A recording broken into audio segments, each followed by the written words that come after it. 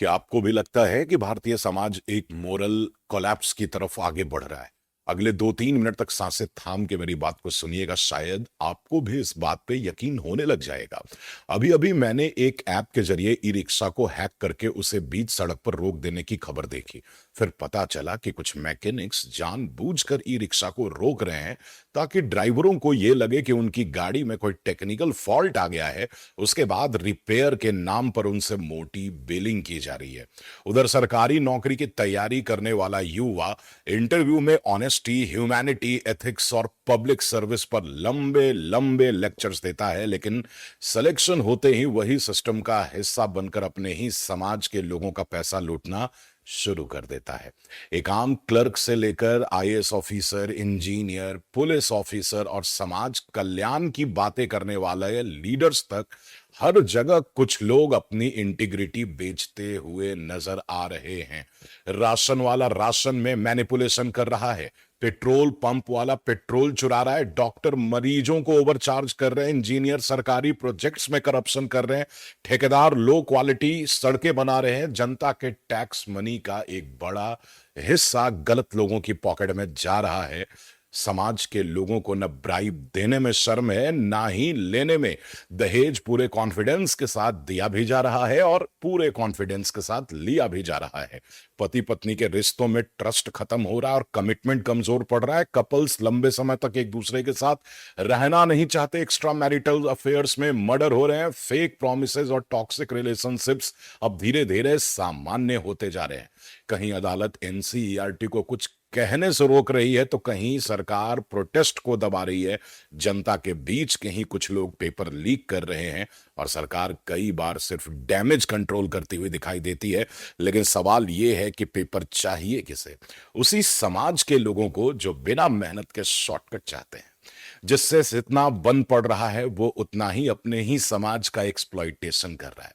ऐसा लगता है जैसे चोरी, फ्रॉड, स्कैम, कमीशन सेटिंग, जुगाड़ धीरे धीरे इस देश का नया बिजनेस मॉडल बनते जा रहे हैं। आर्थिक लालच ने हमारे मोरल वैल्यूज, कैरेक्टर, एथिक्स और सोशल रिस्पॉन्सिबिलिटी को गहरी चोट पहुंचाई है। और विडंबना देखिए, इतना पैसा कमाने की इस अंधी रेस के बाद भी हम प्रदूषित हवा में सांस ले रहे हैं, गंदा पानी पी रहे हैं, टूटी सड़कों पर चल रहे हैं और एक एवरेज क्वालिटी ऑफ लाइफ जी रहे हैं। न बेहतर हेल्थ केयर, न अच्छी एजुकेशन, न साफ इंफ्रास्ट्रक्चर, ना ही भरोसेमंद पब्लिक सिस्टम। तो आखिर ये पैसा किस काम आ रहा है? शायद इसका जवाब वही लोग दे सकते हैं जिन्होंने अपने बैंक बैलेंस, एसेट्स और लग्जरी लाइफस्टाइल्स के लिए पूरे समाज का फ्यूचर गिरवी रख दिया है। दरअसल इन सारी समस्याओं का रूट कॉज जो है ना, दो ही है। पहली, भारत का प्राइमरी एजुकेशन और दूसरा बैड पेरेंटिंग। हमारे एजुकेशन सिस्टम ने शुरू से ही मार्क्स, साइंस, मैथ्स और रोट लर्निंग यानी रट्टाबाज लर्निंग पर जोर दिया। नतीजा यह हुआ कि वर्षों तक मार्क्स रेस में बच्चों की क्रिएटिविटी, क्रिटिकल थिंकिंग और प्रॉब्लम सॉल्विंग एबिलिटी धीरे धीरे खत्म हो गई। इसी दौरान मोरल एजुकेशन, एथिक्स और कैरेक्टर बिल्डिंग और लाइफ स्किल्स को भी लगभग पूरी तरीके से नजरअंदाज कर दिया गया। इसका असर सिर्फ एक पीढ़ी पर नहीं बल्कि कई जनरेशन पे पड़ा है। विडंबना यह है कि हमारा एजुकेशन सिस्टम आज भी प्राइमरी एजुकेशन की सबसे बड़ी इंपॉर्टेंस को ठीक से नहीं समझ पाया। ऊपर से शिक्षा के बढ़ते कमर्शियलाइजेशन ने बच्चों के मन में या तो इंफीरियरिटी कॉम्प्लेक्स पैदा किया है या फिर सिर्फ फाइनेंशियल सक्सेस की अंधी माइंडसेट। जो बच्चे सरकारी स्कूलों में पढ़ते हैं उनमें से कई लो कॉन्फिडेंस और इंफीरियरिटी कॉम्प्लेक्स के साथ बड़े होते हैं। दूसरी ओर कई महंगे प्राइवेट स्कूल्स में पढ़ने वाले बच्चों का फोकस मोरल वैल्यूज से ज्यादा fashion, social status, luxury lifestyle और शो ऑफ कल्चर पर होता जा रहा है। इसका रिजल्ट आज हमारे सामने है। कुछ बच्चे अपने टीचर्स पर हाथ उठाने लगे हैं, कुछ बड़े महिलाओं से हरासमेंट करते हैं, कुछ अलग अलग तरह के क्राइम्स भी शामिल होते जा रहे हैं। लेकिन केवल एजुकेशन सिस्टम को दोष देकर हम अपनी रिस्पॉन्सिबिलिटी से बच नहीं सकते। इसमें बैड पेरेंटिंग की भी उतनी ही बड़ी रोल है। आज बहुत से पेरेंट्स अपने बच्चों को ये सिखा नहीं पा रहे हैं कि महिलाओं का सम्मान कैसे किया जाता है अपने बच्चों को। बच्चे घर में डोमेस्टिक वायलेंस देखते हैं, वे अपने माता-पिता के एक्स्ट्रा मैरिटल अफेयर देखते हैं और आज की जो बिज़ी लाइफ़स्टाइल, करियर प्रेशर और पैसे कमाने की जो रेस है, उसमें कई पेरेंट्स बिना जाने अपने ही बच्चों को इमोशनल लोनलीनेस में धकेल रहे हैं।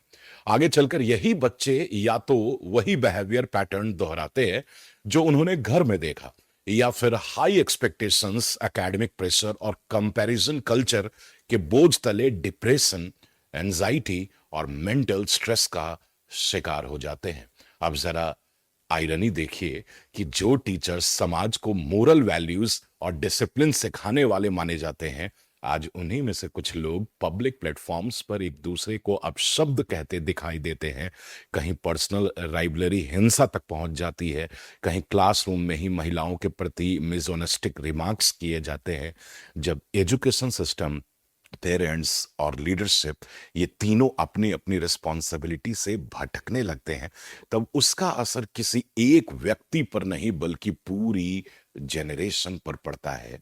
फिर भी अभी बहुत देर नहीं हुई है। आज भी समय है कि हम अपने एजुकेशन सिस्टम को सिर्फ मार्क्स और डिग्रीज तक सीमित न रखें, बल्कि उसे character building, critical thinking, emotional intelligence और एथिकल वैल्यूज का माध्यम बनाएं। पेरेंट्स बच्चों को केवल सक्सेसफुल नहीं बल्कि रिस्पॉन्सिबल, एम्पैथेटिक और इमोशनली मैच्योर इंसान बनाना सीखें, और टीचर्स सिर्फ सब्जेक्ट ना पढ़ाएं बल्कि अपने बिहेवियर और लीडरशिप से भी समाज के लिए रोल मॉडल बने, क्योंकि किसी भी राष्ट्र का फ्यूचर उनके बच्चों से बनता है और बच्चों का फ्यूचर उनके स्कूल और फैमिली मिलकर तय करते हैं।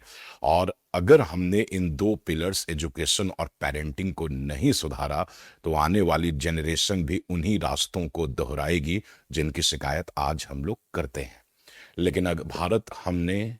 लेकिन अगर हमने इन्हें सुधार दिया, तो यही दो पिलर्स भारत के मॉरल वैल्यूज को बेहतर बनाएंगे और एक सिविल सोसाइटी की सबसे बड़ी पूंजी के रूप में बनकर सामने आएंगे।